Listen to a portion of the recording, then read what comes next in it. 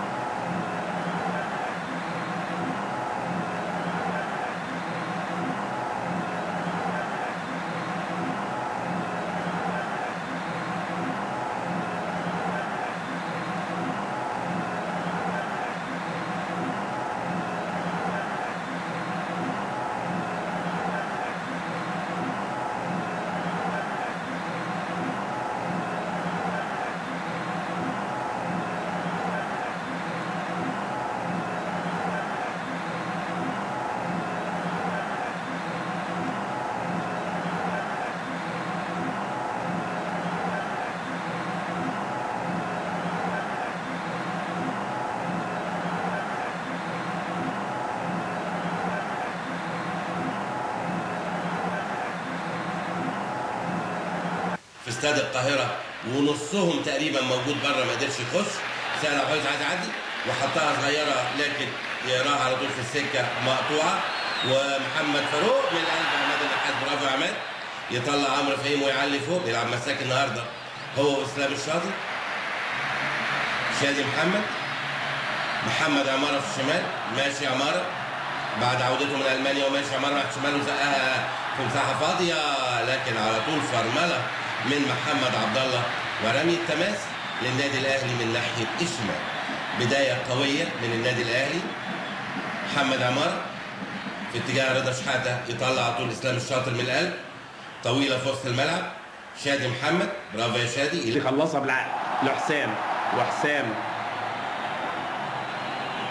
لعادل، وعادل مصطفى الوجه الجديد النهارده لسيد عبد الحفيظ. تمريره بدون عنوان تتقطع، وداخلين على الدقيقه 4 والتعادل السلبي اهلي واسماعيلي، وطبعا صفاره وفاول للاسماعيلي. فترات جس النبض لسه.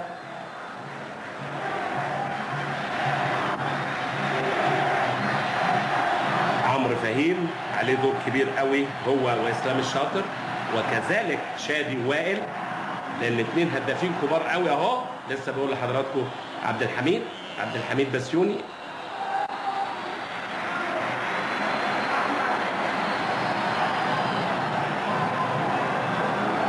الكرات الطويله اللي هي صعبه جدا لرؤوس الحربه، لكن خطفها بلال المتالق في الفتره الاخيره. تمريره وحش عماد النحاس، لكن بيحاول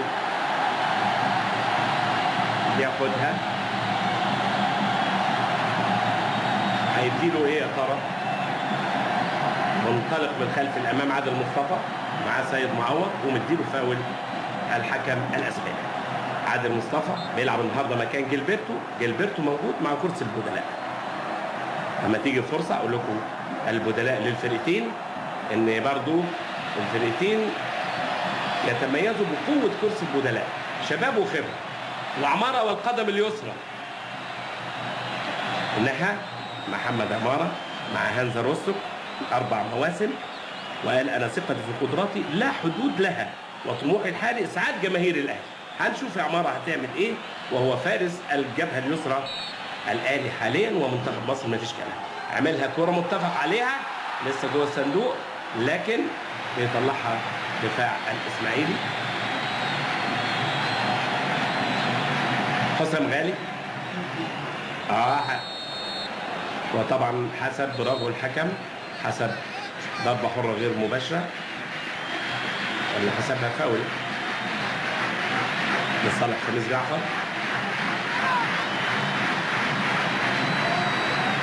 بلال رافع رجله سليمه. خميس لسه في بدايه اللقاء. كل مدرب احبائي الكرام بنى امبراطوريته وفلسفته الخاصه، فالطموحات موجوده والمنافسه على اللقب شرسه ما فيش كلام. اهلي واسماعيلي بعد خلاص نادي الزمالك. ادي اسلام الشاطر النهارده بيلعب مساك في الدقيقه 5 والتعادل السلبي، والكرات العاليه دايما لصالح المدافعين. تمريرات للجانب الشمال للاسماعيلي وبركات وسيد معوض، لكن وائل جمعه. وطبعا الضغط على اللعيب، الضغط على وائل جمعه، ودي مهمه جدا لخط وسط الفرق والمهاجمين، ما بتبتديش الهجمه سليمه، وده اللي عمله نادي الاسماعيلي في الكره اللي فاتت. محمد عبد الله داخل جوه، محمد لعيب كويس زي ما بقول لحضراتكم، وبتتلعب طويله ما هيلحق فتحي ما لحقش. ضربة مرمى للنادي الأهلي. الأهلي والإسماعيلي من القلاع الشامخة 6 دقايق والتعادل السلبي اللي ساهمت بشكل كبير في تسطير تاريخ الكرة المصرية. عادل مصطفى لسه ما شفناش حاجة على صبحي ولا الحضري. وعمارة شحاتة جاب جول في الزمالك. بلال شحاته النهارده بيلعب ناحيه الجناح الشمال، واعتقد واخد مرونه حركه شمال ويمين. رضا شحاته وتتاخد من رضا. اسلام محمد عبد الله، لكن كراتهم مقطوعه لحسام. حسام غالي عاوز يخلق لنفسه فرصه للتسديد ولعبها قصيره، تردد اباص يا شوط راحت. عمرو فهيم متألق، عمرو فهيم زمالك أسوان زمالك إسماعيلي، واستحوذ على ثقة محمود الجوهري في بطولة مالي ولاعبوا شاركوا في ماتشات المنتخب. والفاول لعمرو فهيم. وائل جمعة بينادي لأن المفروض مش هو المسؤول عنه، ولكن الكورة ما بتغير من تيم لتيم، لابد يبقى فيه زيادات ولابد يبقى فيه حلول ازاي نقابلها. بركات لا مش مظبوطه. سيد وبركات اثنين من النجوم الكبار قوي اللي يأمل فيهم جماهير الاهلي والاسماعيلي، سيد عبد الحفيظ ومحمد بركات. عماره وزنه زايد شويه. عماره رضا شحاته. عماره لسه اللعب بطيء شويه، عشان كده المدافعين بياخدوا اماكنهم وبيتمركزوا في الاماكن الدفاعيه الصح هم وخط الوسط، ففي صعوبه في الاختراق. وادي فاروق وصفاره وفاول على فاول. طارق سليم على ابو صادق مدير الكوره والمشرف، والفاول للاسماعيلي عماد النحاس. عماد النحاس بالرغم انه ليبرو الفرقتين على فكره فيهم ميزات، ان لعيبه الدفاع بيجيبوا سكور، منهم عماد النحاس جاب 3 اجوان في جولدي والقناه، وغزل السويس جايب بينالتي.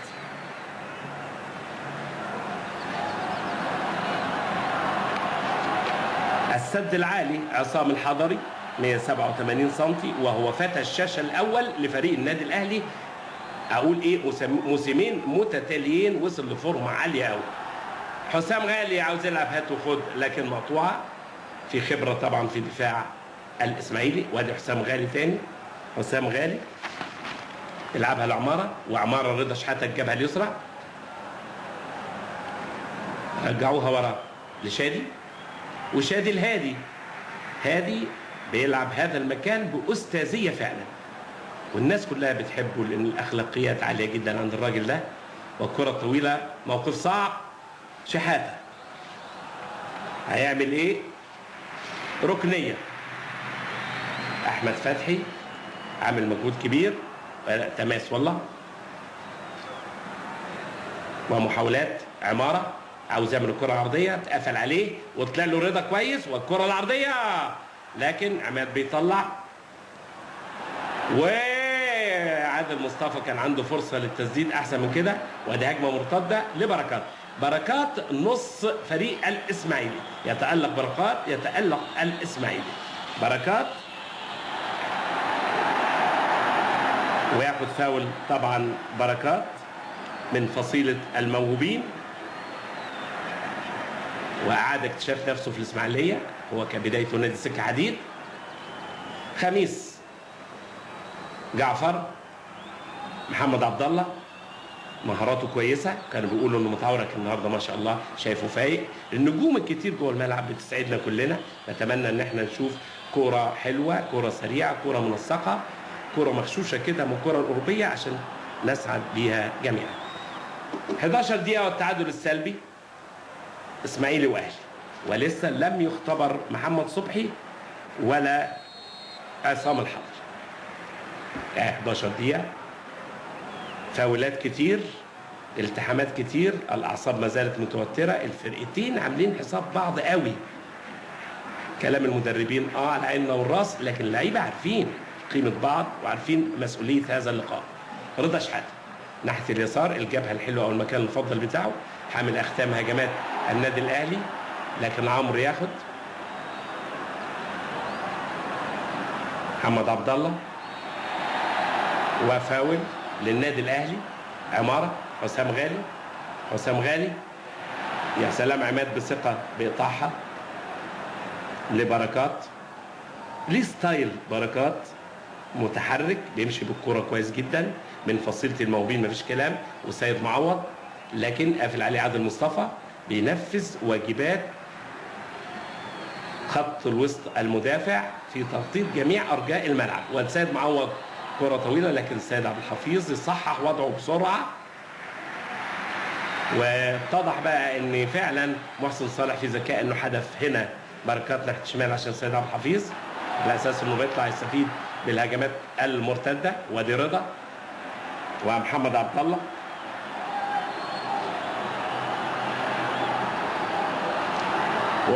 فوق اول تسديدة فوق.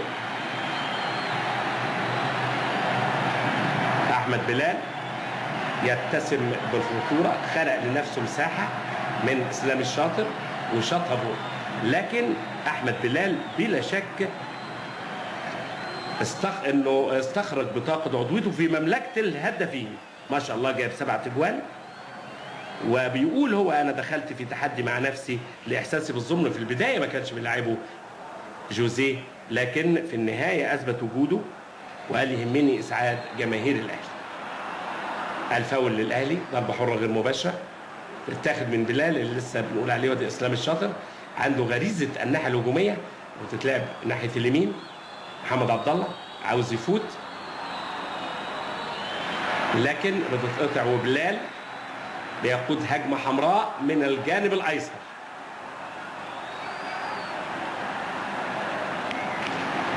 لسه مش قادرين المهاجمين يتفوقوا على المدافعين في الفرقتين، والحوار لصالح المدافعين أحباء إكرام. الجيم مقفول والمهارات مقفولة مش ظاهرة.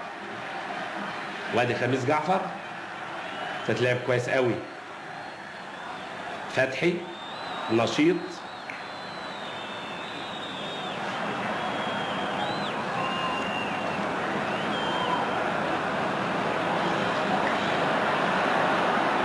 النادي الاهلي بيستخلصها وبدايه هجمه.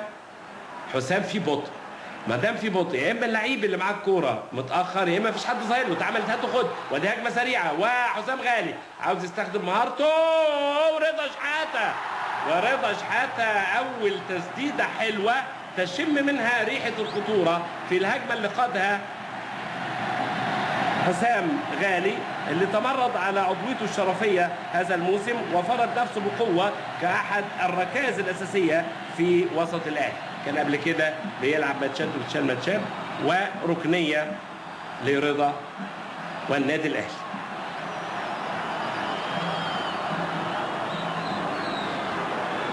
وائل جمعة طالع، لكن بتروح بسيطة ضعيفة في إيد محمد صبحي. ما زال أحباء الكرام الفريقان يبحثان عن هدف. لم يكتشف بعد موقع مرمى عصام الحضري أو محمد صبحي. محاولات من عمار، جبهة الشمال أنشط في النادي الأهلي شحاتة عمارة بلال ياخد جعفر، تتلعب هات وخد مع بسيوني، وحشة وائل عادل سيد عبد الحفيظ، 1 ضد 3 متمركزين. نادي الاسماعيلي كويس، لعبت لفاروق بعيد طبعا عن فورمة المباريات. محمد فاروق مواليد شهر العظماء شهر 10 وجايب جول في المنصورة. بدايته كان 96 97 مع راينر هولم الألماني لو تفتكروا. فيكتور توريز الحكم، جان كارلوس المساعد الأول، وسيد عبد الحفيظ،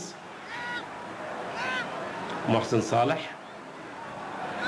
طبعا هو محسن النهارده يقول عادل مصطفى انا حتى لو تعادلت مش وحش. على فكره بفكركم ان لو تسووا في النقاط في الاخر مفيش نسبه الاهداف، وتقام مباراه فاصله. ويا للصدف الفرقتين لعبوا مع بعض. لما تشوف بس الشادي هيعمل ايه في الكره دي. والتماس للنادي الاهلي ان موسم 91 الاسماعيلي كسب الاهلي في لقاء فاصل في المحله 2-0، و93 94 الاهلي كسب الاسماعيلي في اسكندريه 4-3 في لقاء فاصل. هم برضه الفرقتين اللي ممكن يتعادلوا في النقاط اذا تعادلوا في بعد المباريات الاربعه، فيبقى في لقاء فاصل. هذه خشبه، شادي، عماره بالالماني لسه ما تأقلمش على المصري. رضا شحاتة بتبحث عن راس فاروق، سيد عبد الحفيظ متأخر ومعاه سيد معوض. هنشوف السيناريو ده كتير. سيد عبد الحفيظ بره،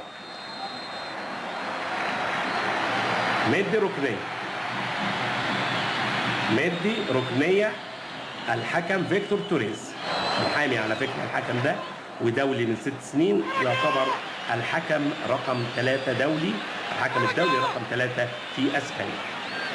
جاي عماره زي ما كان جilberto بيعمل 17 دقيقه احباء كرام. والتعادل السلبي اهلي واسماعيلي في الاسبوع ل 23. عماره عاليه ما حدش التحم، الدفاع يطلع، ترجع لعادل، عادل لهادي، قاعده الارتكاز في الدفاع. حسام غالي، وحسام غالي بيدور، حطها حلو. يا سلام يا سلام يا حسام، يا سلام يا بلال، يا سلام يا صبحي. كوره جميله، وبالرغم ان اشوف حضراتكم الكوره العاليه ولكن بيحطها اهي، حطها حلو قوي، ولكن في ايد محمد فتحي. الشكل حلو والسيطره، يعني ابتدينا نشوف محمد صبحي في الكادر. لسه ناس كتير تسأل هل غياب خالد بيبو وابراهيم سعيد؟ طبعا، امال بنقول لده ليه 8 و70 مليون وده 60 مليون؟ ما كانش حد يغلب. محمد فاروق، عادل مصطفى، بلال تتقطع، خميس جعفر، بركات، سيد معوض، فارس الجبهه اليسرى وحامل اختامها زي عماره هنا، خميس ووائل جمعه، والفاول لخميس جعفر. استفاد بيه فعلا نادي الاسماعيلي. خميس جعفر مجهود كبير جدا وشويط ومهارته عاليه، اتنقل من الكروم صاحب القميص رقم 21.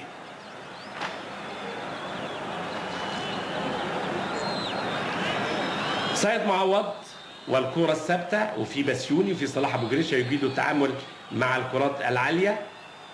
لكن عماره موقف صعب لان وشه لجوله تبقى تحت ناحيه رجله اليمين.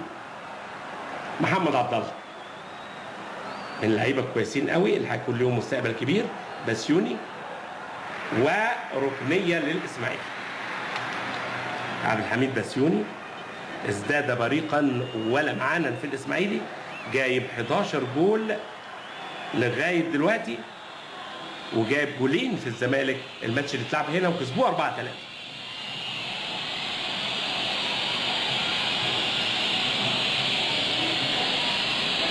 حسام غالي، بلال، خلصها بلال في هجمه سريعه مرتده. هل يقدر يعمل المشوار ده؟ ده بتاع كان خالد بيبو بقى المشوار ده. رضا رضا رضا وبتتلعب، لكن فتحي قبل فاروق.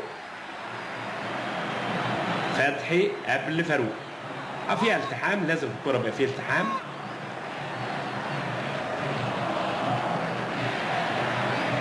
عمرو فهيم وعماد النحاس واسلام الشاطر قافلين قلب الملعب قصاد محمد صبحي، منطقه الخطر. ضغط على فاروق اللي راجع عشان يستلم خارج ال 18. وادي فاول. لسه بقول لحضراتكم ان الكرات الثابته، الفاولات والكورنرز في العالم كله دلوقتي لها دور كبير في حسم المباريات. القانون بيديك 10 ياردات، الخصم بيقف او المنافس بيقف، المدرب عنده وقت يطلع اللعيب اللي يقدر يشوط او اللعيب اللي هيلعب هيتس. اتفاق سلسله من المداولات احبائي الكرام بيشارك فيها عماره وبلال وعادل ووائل. فيها خدع. دقيقه 21 والتعادل اهي. فاروق لكن فتحي صبحي يصدها. هنشوف هيحصل ايه في المداولات اللي فاتت دي. واتلعبت يا في القايم الشمال، القايم الشمال. حكت في القايم الشمال وهي خارجه. لو في الجول ما يقدرش يعمل لها صبحي حاجه. بلال اهي عملها كويس قوي بلال اهي. وادي القايم يتعاطف فعلا مع محمد صبحي. لسه بقول لحضراتكم ان الكرات الثابته دي او الفاولات بالذات اللي هي قريبه من ال 18 وليها ناسها. شوف انتوا روبرتو كارلوس وبتشوفوا زين الدين زيدان وشفنا ورونالدو وطبعا النجم العظيم دييجو ارماندو مارادونا. فتحي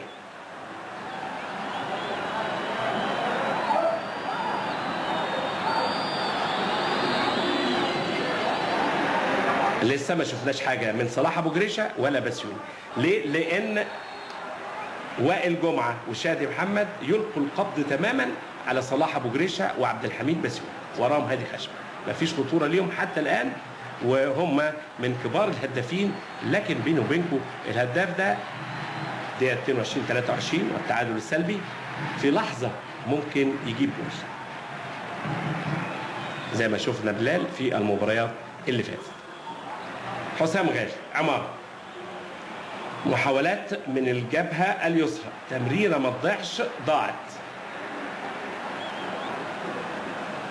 محمد عبد الله التعادل السلبي. اسلام الشاطر طبعا لما كان في الجانب الايمن بيبقى ليه صولات وجولات، والكره الطويله بتتلعب عرضيه جوه ال 18 من محمد صلاح، لكن بتتقطع وتترد لحسام غالي بدون عنوان، طويله وتروح لمحمد صبحي.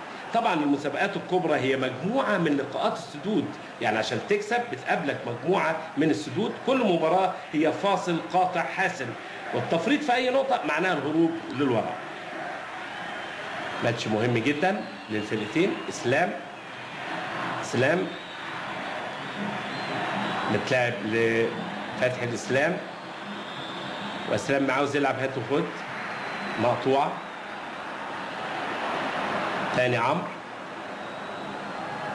برضه بدون تركيز تروح لعصام الحضر. التمريرات هي اساس جيم الكوره في منطقه المناوره، هي اللي بتبني الهجمه، هي اللي بتوصل لغايه هناك. وبعدين هناك ليه شغل تاني بقى في حدود 18 اهو كده. ترقيص مطلوب زي كده شحاته، لكن تتخطف منه محمد عبد الله. بركات يظهر في الكادر وتعدي وتروح لبسيوني، لكن بتتخطف. لو بسيوني قدر يفوت كان ممكن، ولسه بركات وبتتلعب لا، شوطه بره ضعيفه يا صلاح يا ابو جريشه.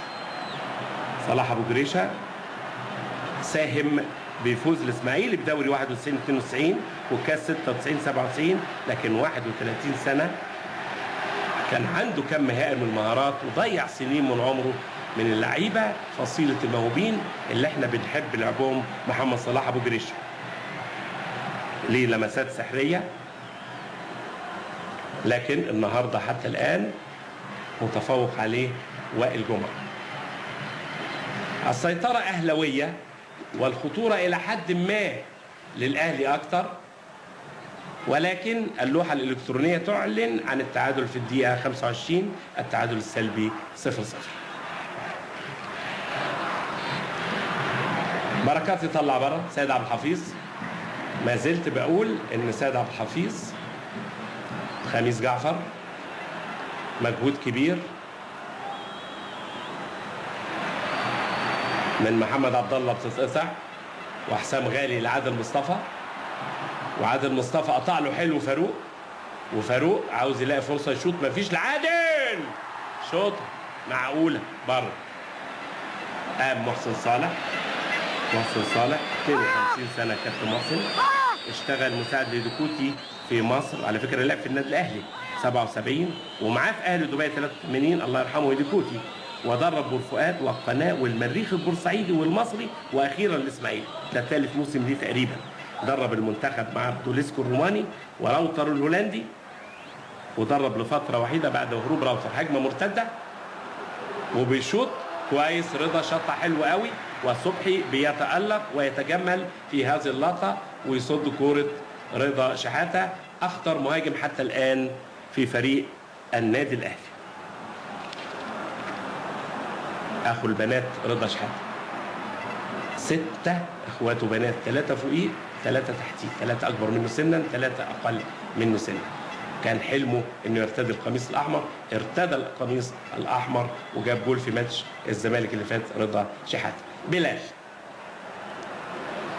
يعكسها ناحيه اليمين سيد عبد الحفيظ، اللي انا بقول ما زلت انه وجوده في وسط الملعب بتديله مرونه حركه وهروب من الرقابه اكتر من الجانب الايمن. صحيح هو بيجيد هنا لكن مش كل امكانيات. ابو جريشه محمد صلاح تمريره حلوه قوي لبسيوني، وبسيوني هنا بقى المهاره 1 ضد 1، هل يقدر؟ ما قدرش وياخد تماس للاسماعيلي. لعيب بقى هنا اللي بيعرف يرقص، حدوته ثانيه، قصه ثانيه خالص. ترقص 1 و2، ده بقى اللي بيعمله خالد بيبو، واللي بيعمله بركات، بيعمله سيد عبد الحفيظ، بيعمله ابو العلا، بيعمله كان طارق سعيد، الناس بتوع خط الوسط. عبد الستار صبري مكان مميز. ابو جريشه سيد معوض، وركنيه للاسماعيلي. ماتش النهارده طبعا بيجمع بين بطلين لكل منهما شخصياته المتميزه في عالم الساحره المستدير، لكن الفرقتين بعيد عن مستواهم. الكره الهجوميه واللعب الهجومي واللغه الرسميه حبايب كرام لكره القدم هي الاهداف. هذه الكرات طويله لشحاته، لكن قطعها وتروح لعبد الله محمد عبد الله. ابو جريشه خلصها كويس، ابو جريشه لفتحي لسيد معوض، وسيد معوض، لكن سيد عبد الحفيظ تمريرات مش مظبوطه، بتفقد الهجمه خطورتها، وادي برضو تمريره مش مظبوطه، وادي تمريره، لكن توصل في الاخر لسيد عبد الحفيظ. سيد عبد الحفيظ في الدقيقه 29 احبائي الكرام، ويقود احدى الهجمات لفاروق، وفاروق وعم، وركنيه لفاروق. هذه اللي بقول لحضراتكم المواقف اللي الترقيص فيها مهم، 1 ضد 1. يعني فاروق واخد قرار اوفر وبس، كان عنده مساحه 6-7 امتار في ظهر عمرو فهيم يقدر يفوت منه. ده اللي انا بقول هنا خالد بيبو اللي دور في الموقف دي في فريق النادي الاهلي. واتلعبت ورا لسيد، وبره سيد عبد الحفيظ.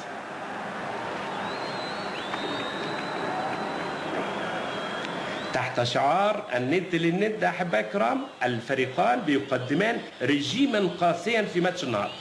التعادل السلبي، والجماهير هنا أقول حوالي 75,000، طبعا كلهم أهلاوية باستثناء يمكن 3000 واحد إسماعيلاوي، كله ساكت. الفرقتين مش باين الماتش هيحصل فيه إيه لغاية دلوقتي. التعادل السلبي. خميس جعفر فاهم ومذاكر كويس قوي المكان ده. عماد النحاس، فتحي، اسلام الشاطر، تمريرات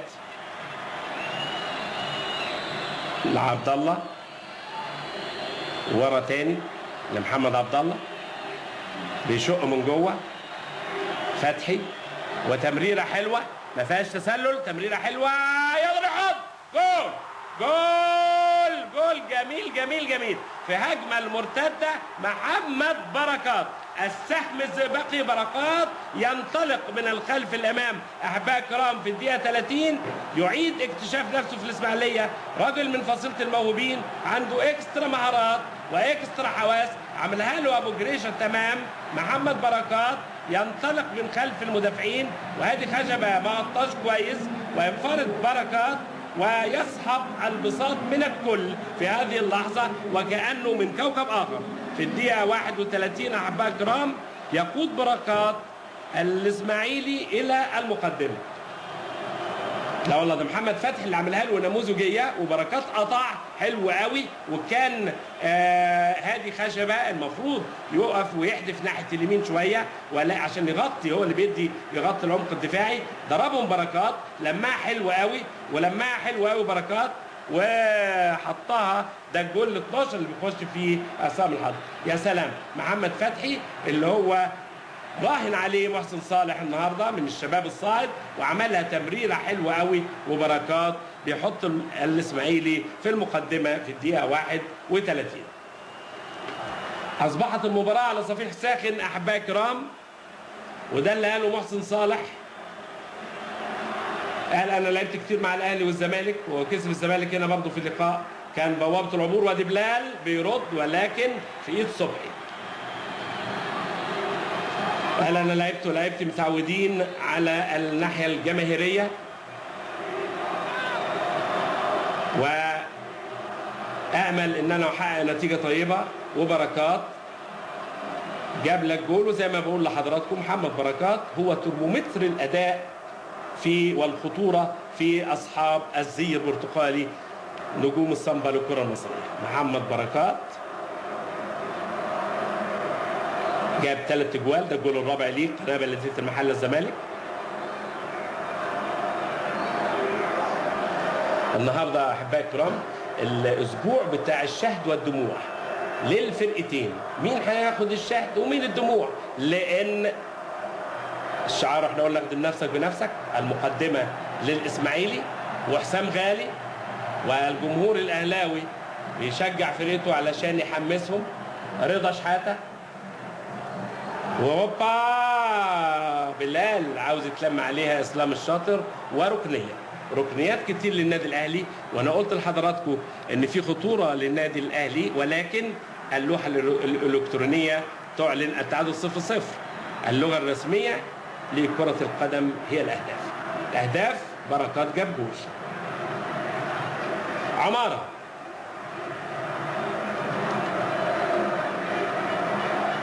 والركنيه بيطلعها صلاح ابو جريشه، تماس للنادي الاهلي. عماره والفاول للنادي الاهلي. مدي فيكتور توريز لصالح فاروق. ماتش النهارده هو حديث الشارع الكروي، الكل قبل الماتش بيتساءل لمن ستقرع الاجراس يا ترى؟ مين هياكل الكحكه النهارده؟ الاهلي ولا الاسماعيلي؟ الاسماعيلي متقدم بجول. محمد بركات السهم الزئبقي في فريق الاسماعيلي ومنتخب مصر. على فكره الجوهري كان حظه وحش قوي، لان محمد بركات كان بعيد عن فورمته العاليه في مباريات المنتخب في مالي. لو كان زي ما هو بيلعب على الاسماعيلي كده اعتقد كان فريق المنتخب هيبقى ليه شأن لانه كان بيعتمد عليه في النواحي الهجوميه. محمود الجوهري عمل ماتش تونس حلو. ركنيه تاني للاهلي. الاهلي يبحث عن هدف تعادل احبائي الكرام وداخلين على الدقيقه 35. لم يصل الاهلي الى مرحله التوهج الكروي اللي شفناه في الماتش اللي فات.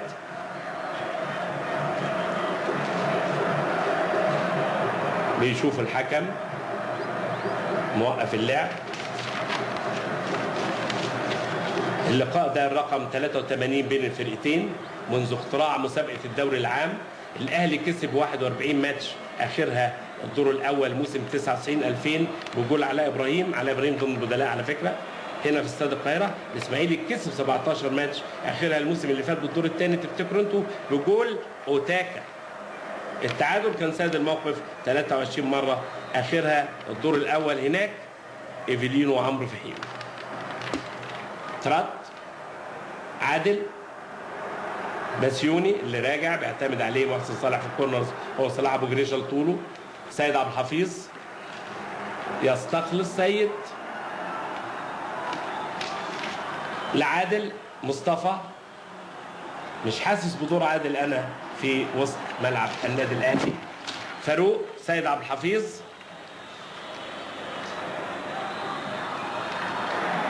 تماس للنادي الاهلي. ادي جماهير الاسماعيلي اللي جت ورا فرقتها حوالي 5000 مشاهد.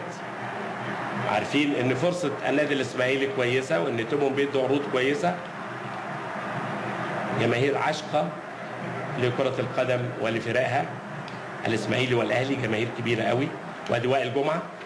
الاهلي يبحث في الدقيقه 36 احبائي الكرام عن هدف التعادل وكره طويله من وائل بيسيبها صبحي يكسب بيها ثواني كده. اتنقل الاسماعيلي على فكره من مركز شباب التل الكبير.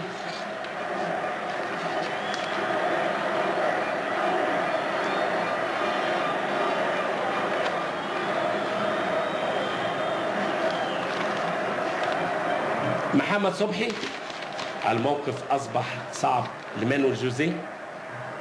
يا ترى محفظتك فيها ايه يا مانويل هتعملها بين شوطين. وادي محمد صلاح ابو جريشه. تاني الاسماعيلي بيسيطر. خميس جعفر بيقود احدى هجمات الزي البرتقالي.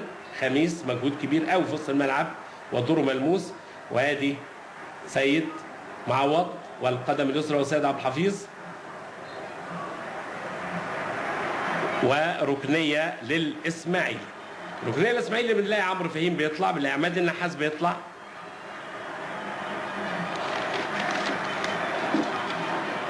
دقيقه 38 والركنيه للاسماعيلي وتعدي وترجع لعماد النحاس وفوق بره.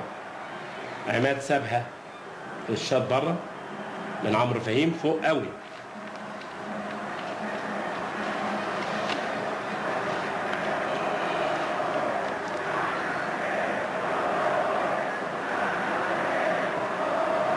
كرات مشتركه.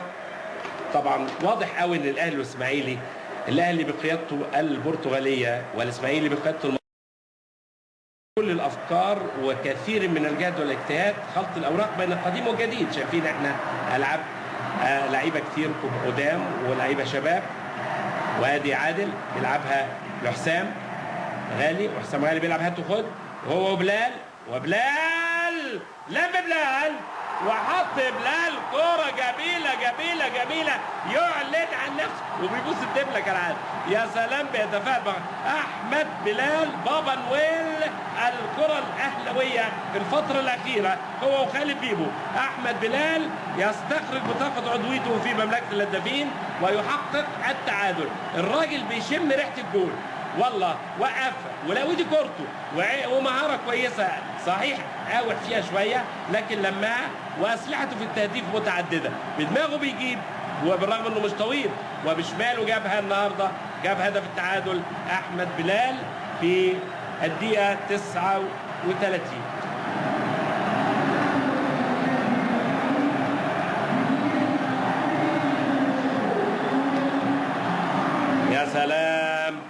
اكتست المدرجات باللون الأحمر.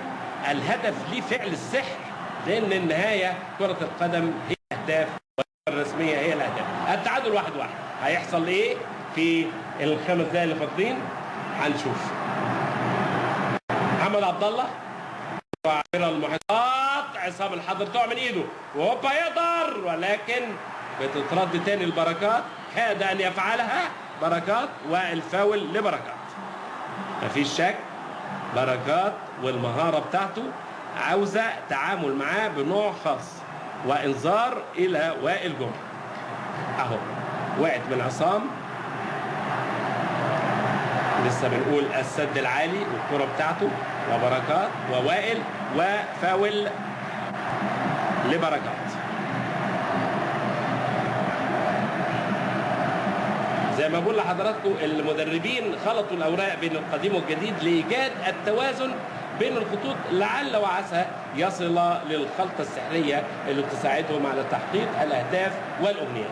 الاهداف والامنيات المكسب، لكن اللوحة بتعلن عن التعادل 1-1. بركات في الدقيقة 31 والدقيقة 39 أحمد بلال للأهلي وبركات للإسماعيلي. هو بلال قال أنا دخلت في تحدي مع نفسي لما كان ما بيلعبش علشان أثبت وجودي وأحقق البطولات للأهلي.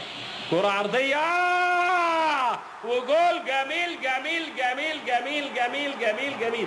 مش ممكن يا جماعه، دي بقى كرة السامبا وكرة النادي الاهلي. يعني فرقتين لما بيلعبوا كرة حلوة حلوة حلوة.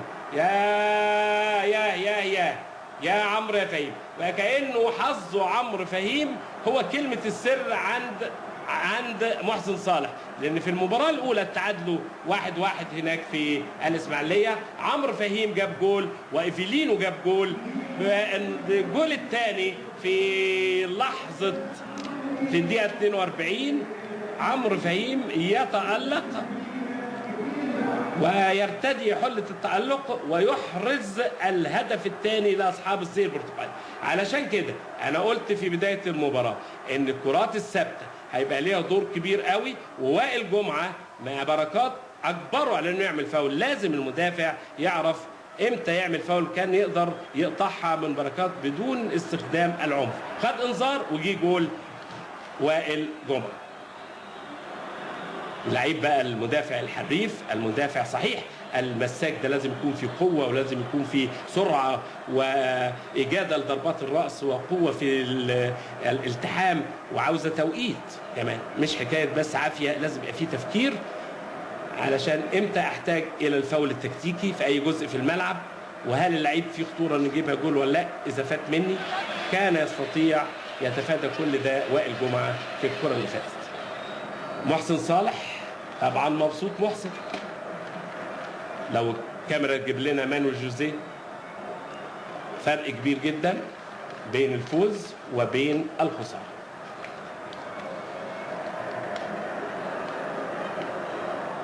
المقدمة أصبحت برتقالية أحبائي الكرام برأس عمرو فهيم، إنما كرة جميلة جميلة جميلة، روعة روعة روعة يا عمرو بصراحة. هذه خشبة، لأن الجوال الهيدز بقى ليها طعم، تلاقي هات وخد بسيوني، لكن المرة دي هذه مدي عمق صح. وسيد عبد الحفيظ، وائل، عادل، مصطفى، كرسي بدلاء الاهلي النهارده في وليد صلاح الدين، وائل رياض، صندي، جilberto، حسن امين، علاء ابراهيم. يا ترى هيعمل ايه بين الشوطين؟ ادي عماره بتتخطف وفتحي لصلاح ابو جريشه قائد الدراويش النهارده، وبتتلعب لبركات، وبركات لبسيوني، وبسيوني ناحيه اليمين لعبد الله محمد عبد الله، لعيب كويس قوي محمد عبد الله على كل شيء. وادي المواقف فعلا اللي لازم يرقص فيها. نجح ما نجحش مش مشكله، انما المخاطره مطلوبه فيها. عادل مصطفى، سيد عبد الحفيظ.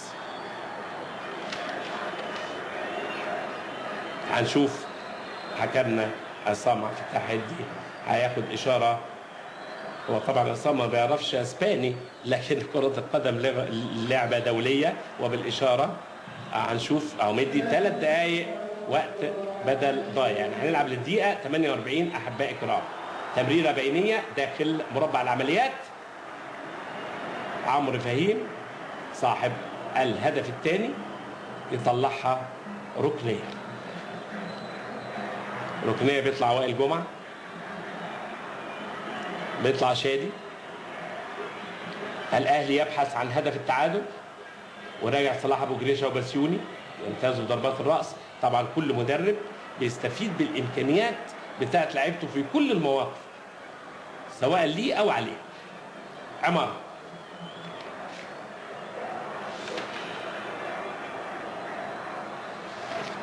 عليا، عماد، النحاس، اسلام، تروح لعادل، مصطفى، حسام غالي،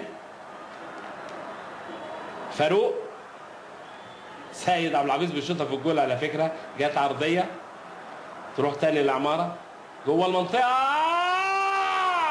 جول يا فاروق. يا سلام على المباراه، اصبحت على صفيح ساخن احبائي الكرام. محمد فاروق احد رواد الفضاء في الكره المصريه، يتجمل ويتالق محمد فاروق احبائي الكرام.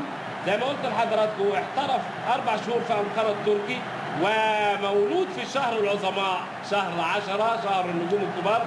يتعامل بقسوه مع الكوره اللي اتلعبت له ويحط دماغه. ده جاب بدماغه عمرو فهيم وده جاب بدماغه فاروق، محدش احسن من حد. في الدقيقه 46 محمد فاروق كوره جميله من عماره يحط لها لمسه سحريه بقدمه اليسرى، بيقابلها حسب الميعاد مشاركه فاروق. تاني مشاركه فاروق اهي الكره العاليه، وفاروق بياخدها جامد جدا ويحطها بقوه وبقسوه على يمين محمد فتحي ليصبح ليعيد التوازن الى القافله الحمراء والتعادل 2-2. يا الماتش شوف قعد فتره قد ايه لغايه دقيقه 31 ابتدت الاحداث تتبلور. وادي رضا شحاته يقود احدى الهجمات لاصحاب الزي الاحمر. 2-2 فرق قوي عن 2-1. اسلام خلص اسلام، واسلام الى خميس، وخميس لكن هذه خشبه بالعقل لعادل مصطفى. لسه بقول لكم يا ترى مانويل جوزيه هيعمل ايه، وكره لكن في تسلل ظبطك جان كارلوس يا بلال، وتسلل على بلال. هنلعب زي ما قلت لحضراتكم الدقيقه 48 قصادنا الدقيقه 47. 2-2 ماتش حلو. الاهداف ادت رونق جميل جدا وادتنا بانوراما كرويه رائعه في ال 18 دقيقه الاخرانيين او 17 دقيقه الاخرانيين. محمد صبحي الكره العاليه، وائل جمعه وهادي وصلاح على فكره اصدقاء جدا. وفي هذه اللحظه احبائي الكرام يعلن الحكم الاسباني فيكتور توريز نهايه. ترى اسلام هياخد الجانب الايمن. هنشوف معاكم مع احداث هذا اللقاء. على العموم ال 17 دقيقه اللي فاتوا اقدر اقول ان الفرقتين قدموا لنا افضل خطوط الموضه في ماتش النهارده في ال 17 دقيقه الاخرانيه. ركنيه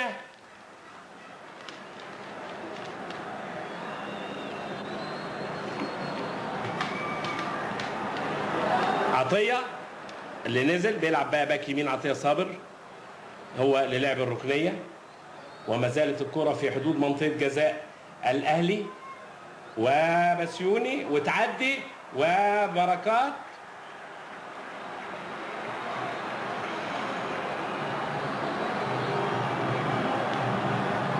بسيوني بيلعبها، وضربة مرمى لعصام الحضري. هجوم من الاسماعيلي بعد نزول عطيه صابر، لعب مكان محمد عبد الله، يعني عطيه هيلعب باك يمين، ونزول وليد صلاح مكان رضا شحاته الكوماندا، واللعيب ذو اللمسات السحريه، وليه دور كبير قوي في قياده وفي التمريرات البينيه لوليد لفاروق واحمد بلال. كرات مشتركه، فاروق خلصها كويس، فاروق صاحب الهدف الثاني لعماره لفاروق، ومعاه عمرو فهيم الحرس الخصوصي ليه، موه وهرب وحط ويقدر، لكن يتدخل في اللحظه المناسبه عماد النحاس قائد الكوماندوز في دفاع الاسماعيلي عماد النحاس. صوروا ده راح اسوان من مركز شباب مغاغه ب 15,000 جنيه بس، وبعدين خدوا الاسماعيلي. جاب 3 اجوال، جولدي وقناه وغزل السويس. عماره صاحب التمريره السحريه في الهدف الثاني للراس فاروق، تطلع صلاح ابو جريشه راجع شايفينه كلنا اهو. محمد صلاح وتمريره حلوه قوي ناحيه اليمين لعطيه صابر. عطيه صابر صلاح القميص رقم 19. عطيه كره عرضيه، ولكن عصام الحضري قبل ابو جريشه. عماره بالعقل لفاروق، لكن الحرس عمرو فهيم ياخد. وادي هادي خشبه، عادل سيد مع بدايه الشوط الثاني دقيقه 3. اسلام الشاطر داخلين على الدقيقه الثالثه والتعادل 2-2. الضغط عليه من وليد ومن عادل وتروح لفاروق. كرات كلها مشتركه.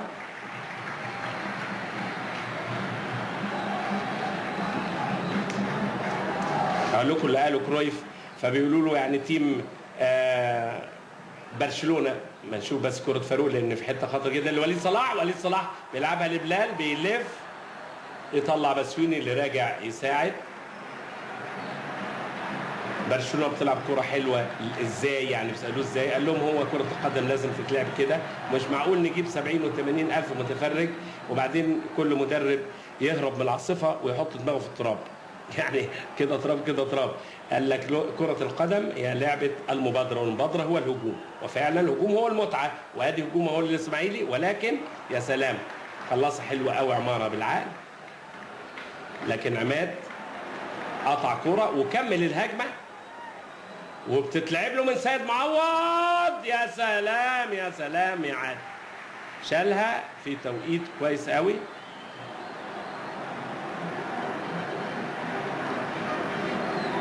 انما كان طالع حمام. اهي الكره العرضيه، اعتقد عماره هو اللي شالها عماره فعلا. دي شالها بالالماني لان كانت في منتهى الخطوره فعلا.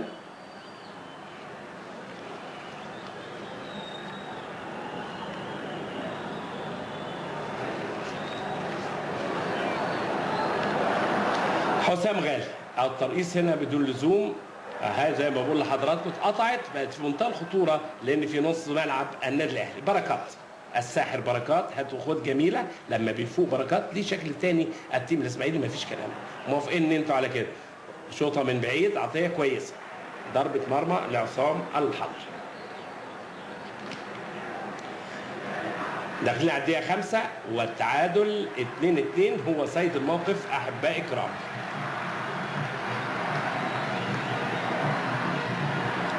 من الفرقتين سيصل الى مرحله التوهج ليحقق الامال والامنيات في الشوط الثاني هنشوف.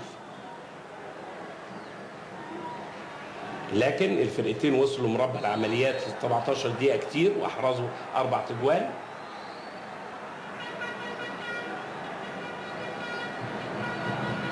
الفاول للاهلي وعماره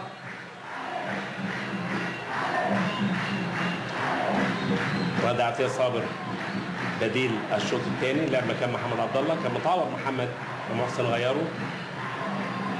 عماره طلع اسلام، بسيوني لصلاح، ثاني عماره اي كلام، تطلع بره ضربه مرمى. بدايه الشوط الثاني زي بدايه الشوط الاول بالظبط، تمريرات مقطوعه كتير وضربه مرمى. سخنا وسخنوا وهم سخنوا معانا في الدقيقه 17.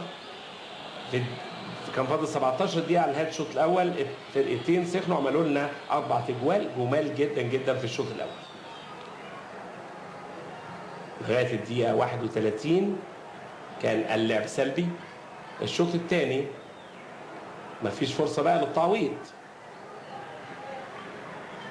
التماس للاسماعيلي، عطيه صابر عامل اختام هجمات الاسماعيلي من ناحيه اليمين. صلاح ابو جريشه، محمد صلاح عائله ابو جريشه.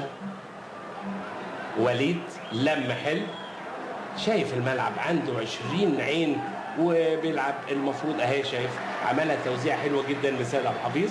وسيد عبد الحفيظ المفروض طبعا سيد يعني ما الكره دي ما تجيش في المنافس، عنده وقت وعنده طريقه وعنده مساحه يلعبها احسن من كده سيد عبد الحفيظ. المهم خد تماس. فاروق النشيط وصاحب الهدف والفاول اللي شايفين انتوا جوزيه بيدروكا هو اللي مدي الفاول، والحكم طبعا هو اللي صفر ورفع له الرايه، لكن الصفاره فيكتور توريز.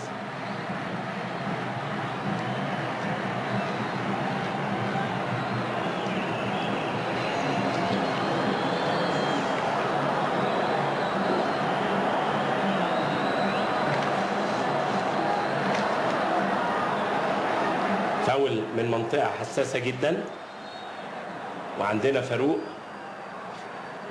في منطقه جزاء الاسماعيلي بيتعامل وائل جمعه وعماره وبيحطها حسام غالي برضو الركنيه. حسام غالي جايب جولين في بلديه المحله وترسانه وبراسه. عماره لعبها حلوه قوي وخطفها من على الامر قريب حسام غالي، وركنيه من الشمال وجالها عماره. ظهر هو متعهد الكرات الثابته يمين وشمال، وزي ما بقول لحضراتكم الكرات الثابته هي اللي هتقول كلمتها في ماتش النهارده، لان الجيم مقفول شويه. وادي عماره والتاني تعدي، لكن بسيوني اللي راجع يساعد وبياخدها بركات. يا سلام على السرعه، يا سلام على الرشاقه، ويا سلام على الفن. ولعبها جميله جدا لمحمد، لعبها جميله جدا وبتشاط بره، بس رافع في تسلل على عطيه صبري. لكن بركات شفت الرشاقه، شفت الاستلام، شفت الترقيصه، شفت كسب الارض. روعه. محمد بركات لما يستلم الكوره من حقك كمشاهد ان تتوقع لمسه سحريه من نجم فوق العاده تصنع هجمه خطيره ليه او تضع زميل في موقف رائع للتهديف. ما فيش كلام. محمد بركات. وليد بتتخطف من وليد. عمرو لقى نفسه في الاسماعيلي، عمرو فهيم، والفاول لعمرو. خميس جعفر، عطيه صابر زود الناحيه الهجوميه في اليمين حافظها. بسيوني هداف الاسماعيلي 11 هدف حتى الان، ولما كان في الزمالك عمل هداف دوري 15 جول. وهجمه سريعه لحسام غالي، التمريره تفرق كتير قوي. بركات جه ناحيه اليمين، بركات صلاح ابو جريشه بتتقطع. محاولات برتقاليه. خميس جعفر داخلين على الدقيقه 10 احبائي الكرام، و2-2 وبر بيتحرك في كل حته ما شاء الله. بركات وزي الزيبق صعب تمسكه لانه جسمه قليل ورشيق جدا في تغيير اتجاهاته، بيغير اتجاهاته بسرعه غريبه وصعب انك انت تمسكه طالما هو فت وبيتحرك.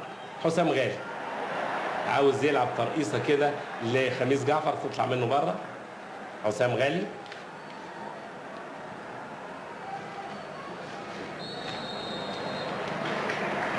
والفاول على ابو جريشه. حسام عملها حلو العادل، عنده فرصه يشوط، طبعا لازم يكون شويط عشان يشوط من 30 متر. وائل جمعه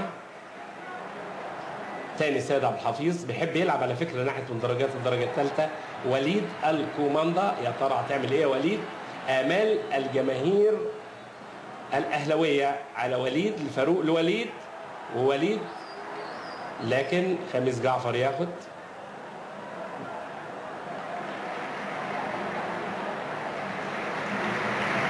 وفتحي تطول وتروح لعصام الحضر.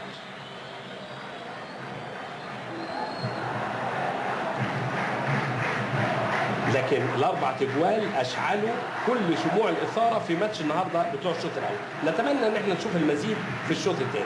فرقتين عندهم مقومات التهديف في جميع الخطوط. وائل جمعه لبلال، يظهر في الكادر بلال هو اسلام الشاطر، 1 ضد 1 بس مساحه صغيره. هتعمل ايه يا بلال؟ لعبها فاروق اتاخر، عمرو وفاروق بيلمها كويس قوي خميس جعفر، وخميس جعفر لفتحي النشيط اللي عمل الكرة الجميلة الجول الأولاني. يا سلام يا فتحي، خلصها حلو قوي البركات، وبركات عاوز يخبط المشوار بتاعه لكن بيغطي كويس قوي. برافو يا شيخ، غطى كويس قوي. لو بركات فات وحطك في ظهر، لكن شادي صاحي جدا. شادي نص وزنه إرادة وتحدي والله، وأثبت وجوده منقول من الكروم، ثالث موسم ليه، عنده 24 سنة، بيثق فيه جدا مانويل جوزيه. عطية صبر راح المنصورة سنة ورجع، لعب اسلامي في التماس. عادل حسام عمارة، حلو، ثقة مطلوبة في بعض المواقف. حسام غالي، هات وخد مع وليد.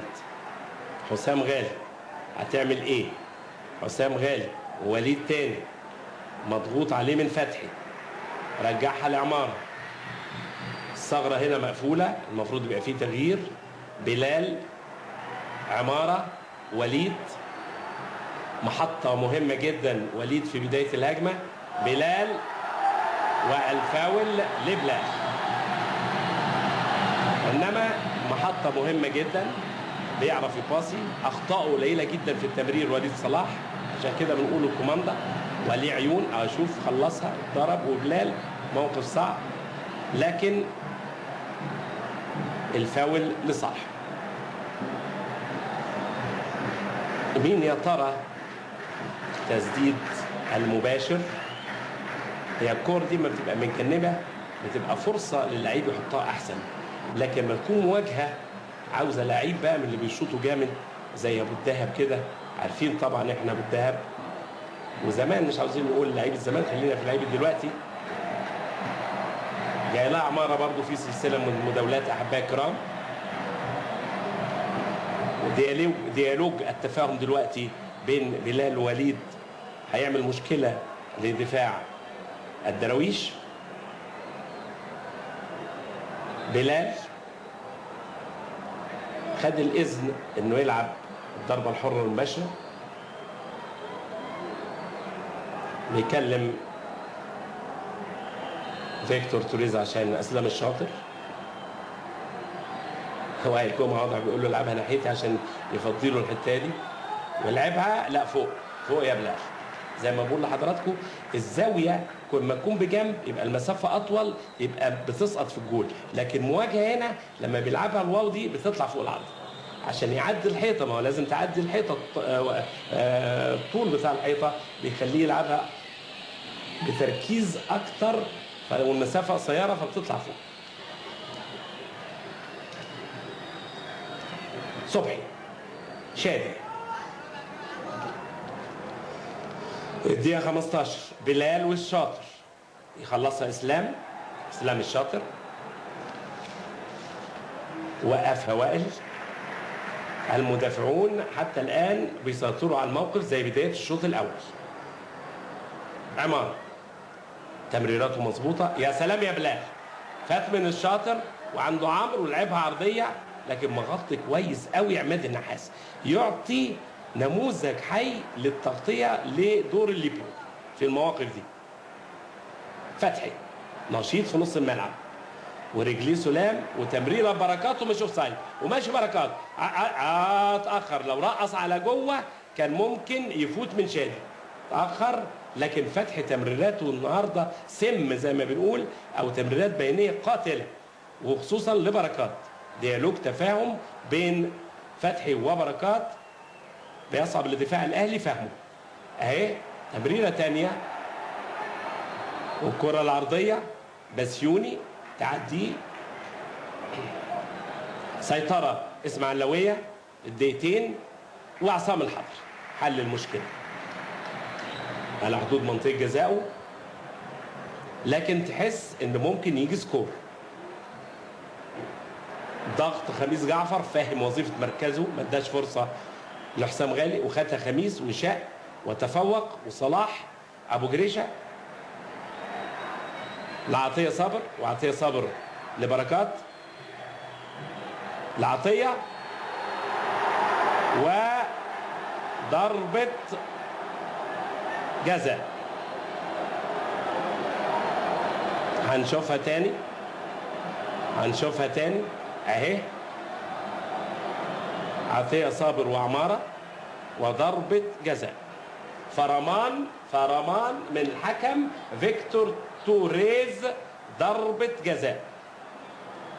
على فكرة في قانون الكرة زمان ما كانش فيه أول قانون الكرة ضربة جزاء، اخترعوها سنة 1891 وكانت سطرين في الأول، دلوقتي صفحات.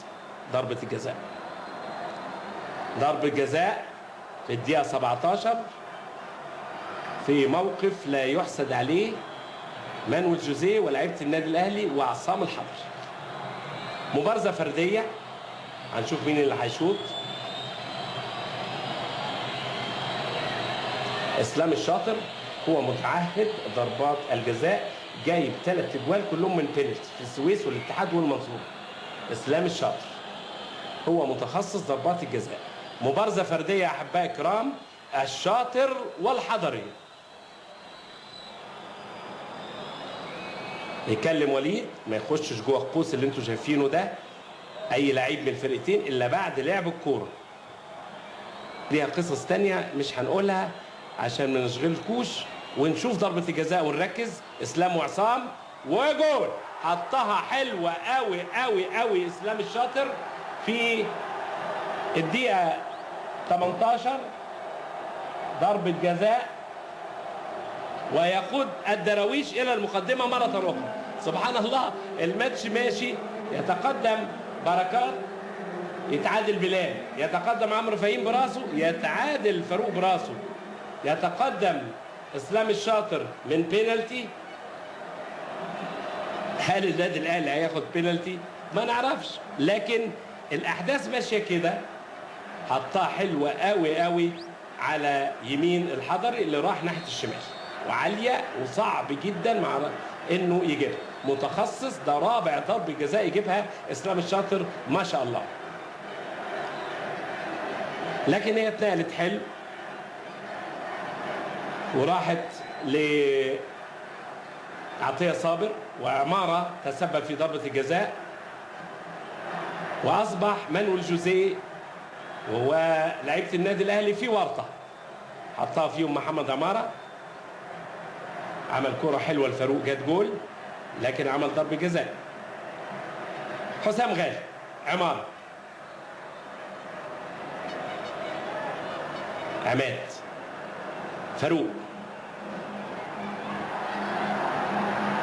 وليد، وركنية للنادي الأهلي. طبعا اللعيب هو حاسس عمارة انه تسبب في جول مؤثر جدا، كورته ما كانتش مظبوطه، وادي عمارة عاوز يرقص، رجعها تاني لوليد. تكتل 7 اصحاب القمصان البرتقالي، ولكن وليد يخلصها لعمارة، وركنيه اشوف هيدي فاول ولا ركنيه. ادى ضربه حره غير مباشره احسن من كورنر لعمارة. داخل مع عمرو فهيم،